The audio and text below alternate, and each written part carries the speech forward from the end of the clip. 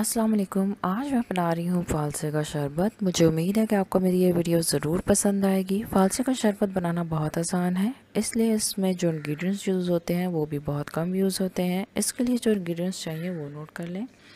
इसके लिए मैं यूज़ कर रही हूँ चीनी 10 खाने के चम्मच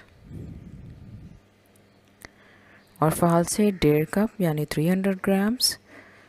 मैंने फ़ालसों को अच्छी तरह धो लिया था।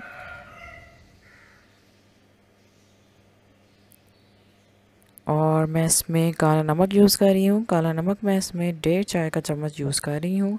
और पानी मैं ये वाले 2 मग डालूँगी। ये 400 मिलीलीटर का मग है, यानी टोटल मैं 800 मिलीलीटर ठंडा पानी यूज़ करूँगी।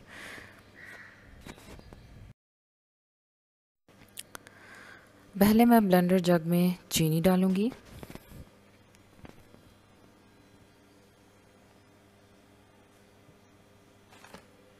अब मैं काला नमक ऐड करूँगी। अब मैं फ़ालसे डालूँगी।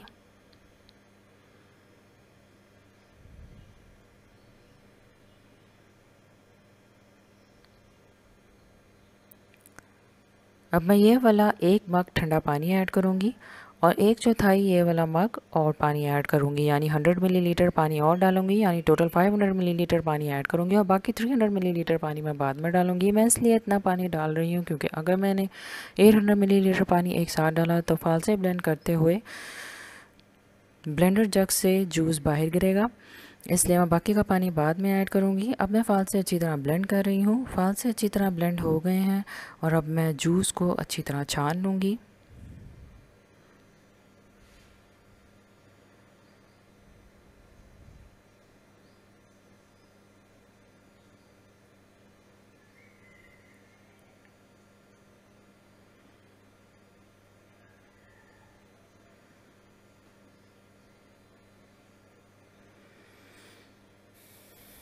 मैंने जूस को अच्छी तरह छान लिया है। अब मैं इसमें 300 मिलीलीटर ठंडा पानी और ऐड करूँगी। पहले मैंने 500 मिलीलीटर पानी ऐड किया था जब मैं फ़ालसे ब्लेंड कर रही थी, और अब मैं 300 मिलीलीटर पानी और ऐड करूँगी और अच्छी तरह मिक्स करूँगी।